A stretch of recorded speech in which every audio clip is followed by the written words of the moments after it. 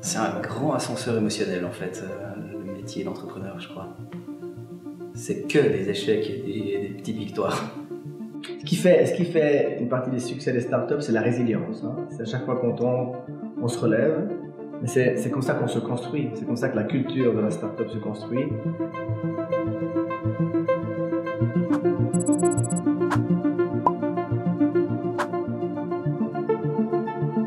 Depsys, c'est une société d'une quarantaine de personnes.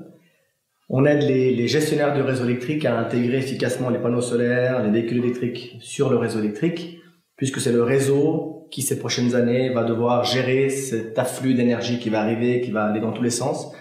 Donc, on aide les gestionnaires à observer le réseau électrique et puis d'agir à distance pour maintenir le réseau dans une certaine stabilité et d'assurer la transition énergétique.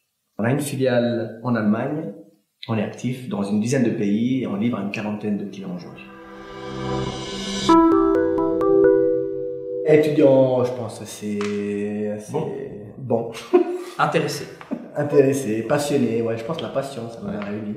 On n'était pas les meilleurs, on n'était pas les pires, on était au milieu. C'était bon. Bon, lui, il n'était pas terrible. C'est notre histoire. Alors, la finalité, c'est la même, mais la manière d'y arriver, ça a complètement changé. Donc, il y a eu une dizaine, quinzaine de business plans différents donc, pour y arriver, mais par contre, on s'est croché toujours à la même idée, quoi. Ouais, au début, on voulait faire des onduleurs intelligents. On a essayé sur le marché, ça marchait pas, le marché n'était pas là, c'était trop complexe. Et du coup, on a vraiment écouté les clients jusqu'à trouver la bonne voie. Abandonner, jamais. Décourager, oui. Décourager, on a été découragé plein de fois. Oui. Ça, mais jamais à vouloir laisser tomber, quoi. Mais souvent pas les trois au même moment. Non, il y a toujours un qui donne un peu d'énergie à l'autre. Hein. Ouais. Ça, c'est la force d'être trois. Ouais. C'est un grand processus parce que nous, là où ça a vraiment commencé à prendre, c'est en 2016 quand on a fait le premier tour de financement, qui a été déjà une étape qui a dû être travaillée en interne longtemps, c'est-à-dire qu'on allait prendre un chemin, on savait qu'on n'allait pas pouvoir revenir en arrière. Quand il y a des gros calibres du secteur énergétique qui donnent quelques millions, c'est qu'il y a une vraie raison. Donc là, on gagne plus confiance, on sent que ça peut mordre encore plus. Je pense que ça s'apprend pas. Tu l'es et tu le subis.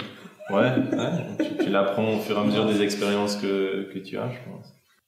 Bah, on a eu l'opportunité aussi d'avoir des cours un peu d'entrepreneuriat dans le cursus de nos études, notamment en master. Et après, ça reste très théorique. Donc, être entrepreneur, c'est un état d'esprit à la base. Il y a quand même quelque chose d'inné. Ça s'apprend sur le terrain. Ça s'apprend sur le terrain. Ça s'apprend jamais complètement non plus.